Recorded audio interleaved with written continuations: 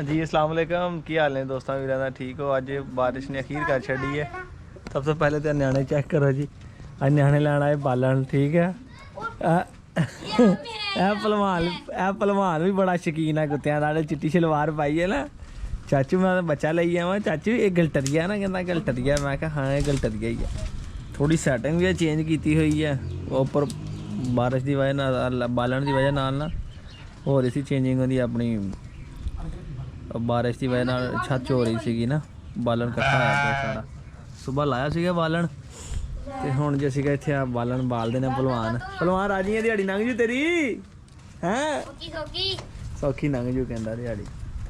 अज तो इस करके सैटिंग चेंज की गावां भी अज तो उधर बनिया हुई ठीक है। ए बैठी जी जी खुदकुशी जी सीन तो तुहानूं बाहरों जाके चेक कराना है जोड़ा देखने वाला सीन है बाहर का। अखीर ही हुई पई अज तो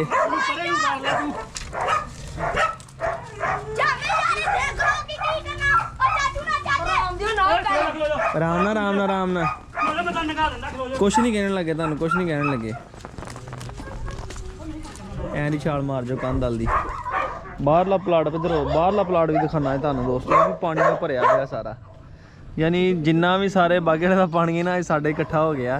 पिछों इधरों बस्ती का पानी वो भी इधर और इधरों बादी का पानी सारा उधरों खेतों वालों बन टुटदा होया सारा वो भी इधर हर जगह पानी पानी हो गया इत्थे। मार दे तो ढेर छाल मार के निकल जा परे इत्थों दी चंगा रह जाएगा। सोचदा की है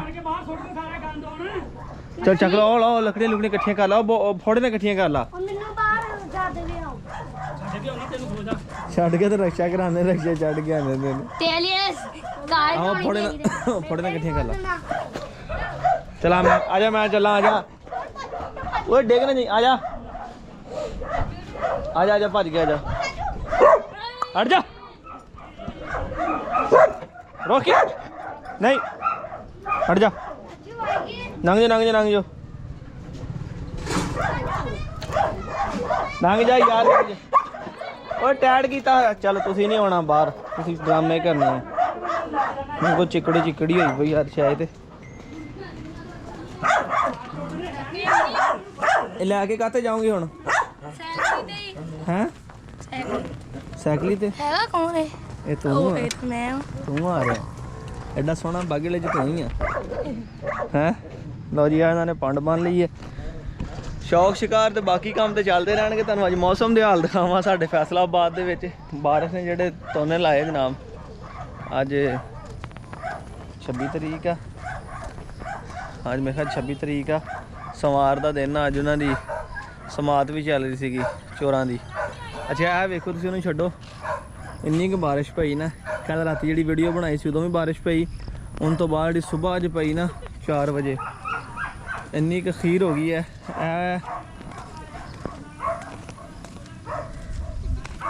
कम अज़ कम जिहड़ा कमाद है ना ये मेरे कद जिन्ना होना वा तो अद्धे नालों ज़्यादा पानी का भर गया। खेत डूंगा होया एक दूसरे के बराबर हो गया इन्नी बारिश पई है।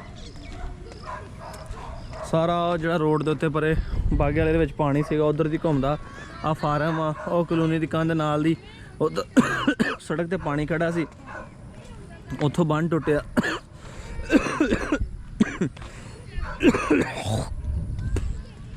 उत्थों बन टुटिया सारा पानी इधर आ गया। देखो साड़ा सा रस्ता जड़ा सारा ना ये भी ब्लॉक हो गया सी रस्ता भी।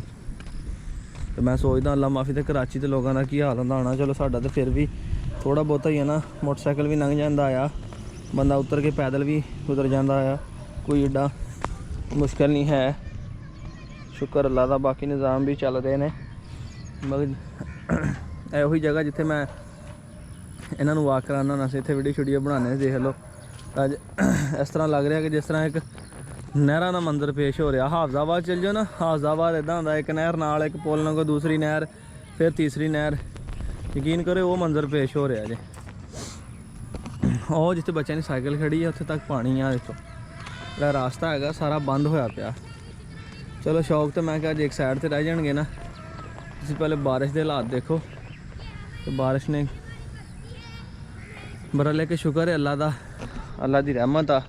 बड़िया सालों बाद जाके किते अपने टाइम ते बारिशां होईयां ने, ठीक है, जिहड़ा कि असीं सोचिया नहीं सी हैगा कि यार कि इन्नी बारिश भी हो सकती है, पर अल्लाह पाक दी रहमत आ, शुक्र आ। जुत्तियां किहने इकट्ठी करी फिरदा? वो कि नंगे पैरी आउणगे?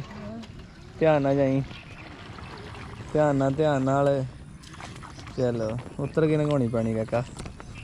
तो गल यह है कि बड़िया सालों बाद जाके अपने मौसम दे मॉनसून दी बारिशां आईयां, शुक्र है अल्लाह दा।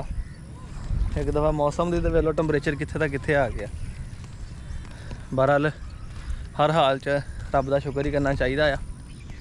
ते कमेंट्स करके दस्सिओ तुहाडे इलाके च किन्नी किन्नी बारिश हुई है इस दफ़ा। तो अज एक दोस्त आ बिहाड़ी दे, उन्हां नाल गल होई, कहंदे छड्ड दो रसलान भाई जिन्नी साडे बिहाड़ी बारिश हुई है ना, कहंदा अस डंगरां दे काम तो भी औखे आ। हुण तुसीं आप हिसाब लावो, घर बह के दुद्ध पीने दा सौखे आ, इन्नी बारिश मींह च पट्ठे वड्ढने दे सौखे नहीं ना हैगे हैं। इन्ने पानी च वड़ के जे किसी ने पट्ठे वड्ढने होण, जिद्दां अगे मक्की खड़ी सीगी, आओ किसी दे पट्ठे खड़े आ।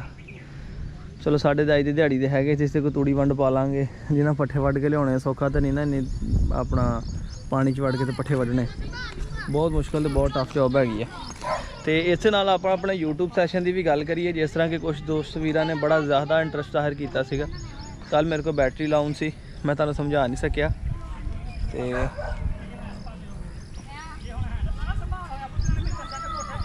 अज मैं तुहानूं जनाब नैक्सट वीडियो इंशाअल्लाह ताला उनके बारे भी तुहानूं समझाना, ताकि तुहानूं पता चले वीडियो नूं अपलोड किद्दां करना जी, ठीक है। यह गैंग सारा जा रहा, हला दे जरा है, इधर इधर इधर देख के पंजाबी शौक। तो वह जा रहे हैं सारे बालन लैके। इस नाल अपने वीर नूं तुसीं इजाजत दिओ। अज दा वीलॉग दा इत्थे एंड करदे हैं। नैक्सट तुहानूं वीडियो समझाउणा आ सलाह नाल बैठ के कि किस तरह तुसीं वीडियो नूं अपलोड करना वा। वारी वारी समझावांगा, क्योंकि जेड़े आस्ता आस्ता समझाने का मकसद ये होगा कि जेड़े नहीं भी पढ़े लिखे ना, उन्होंने भी समझ आ जाएगी। अगर एक दिन तुहानूं सारियां गल्लां दस देतियां ना कि इनूं अपलोड किदां करना, टैग किदां देने, थंबनेल किदां बनाना।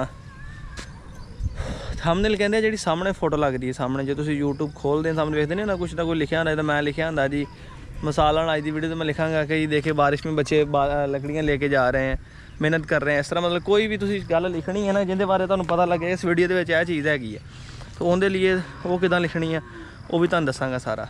इजाजत दिओ, दुआवां याद रखिओ, चैनल सबसक्राइब करके बैल आइकन प्रेस कर दिओ, ताकि शौक ते वीलॉगिंग दे नाल नाल तुसीं भी अपना चैनल स्टार्ट कर सको और अपना एक सिस्टम चला सको, ठीक है। घर बैठे ही किते जाने की जरूरत नहीं, घर बह के वीलॉगिंग कर सकते हो। किसी दोस्त के सैटअप पर जाके उन्होंने शौक की वीडियो बनाओ, जिस तरह का जिदा तुहानूं कंटेंट सही लगता है। इंशाअल्लाह नैक्सट वीडियो तुहानूं गाइड करांगे।